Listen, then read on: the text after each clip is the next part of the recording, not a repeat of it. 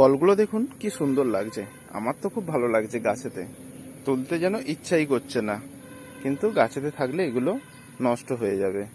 পাখি পিঁপড়ে এরা এগুলোকে নষ্ট করে দেবে।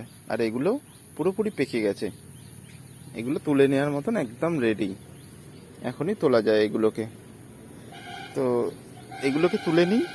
এগুলোকে তোলার জন্য একবার রাইট আর একবার লেফটে একটু ঘোরালেই এগুলো হাতে চলে আসবে।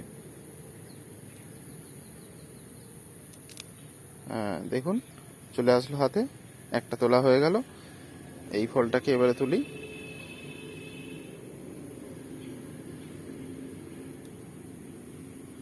এতে গাছের কোনো ক্ষতি হবে না। জানি না এরপরে আবার ফল আসবে কিনা। এই বছরে তো অনেকগুলোই ফল পেলাম।